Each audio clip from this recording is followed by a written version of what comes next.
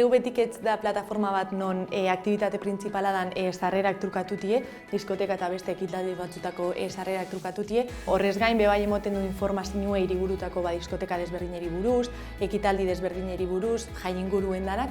Eta horrez gain bebai etzen duz, inkesta batzuk zakitzeko ja nor utengo da nor, eta hor apurbet emoztinue emoteko asunturi.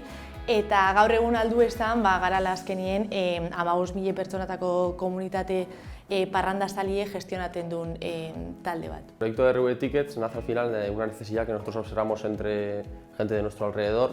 La gente publicaba historias en redes sociales, pero no tenía una herramienta accesible que de verdad facilitase el intercambio de entradas en este aspecto. Nosotros estamos muy acostumbrados aquí en Lein, en la Universidad de Mondragón, a ver cómo funcionan los negocios, a pensar las ideas, a estar todo el rato innovando, pensando qué hay detrás de, o qué puede haber detrás.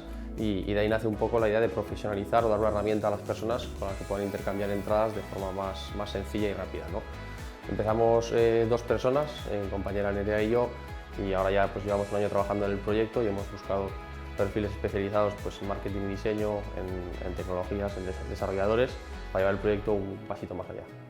Daku Instagram kontu RV Tickets deiturikue, eta hortik dakozu link entzuteko segiduen plataformara, da plataformien izena da rvtickets.es, eta horrez gain bai daku TikTok kontu memiek eta barri goten duzenak.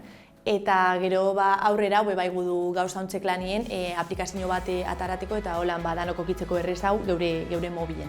Gauze proiektu gehiago eta gehiago profesionalizatzen eta orain topaten gara punto baten non edatu gudule gure plataformi eta proiektu generalien eta gudu edatu beste hiriburu batzuetara, adibidez Madrilera edo Bartzelonara, eta horretarako gauze inbertsio rondak eta bar lan duten helburu hau lortuteko.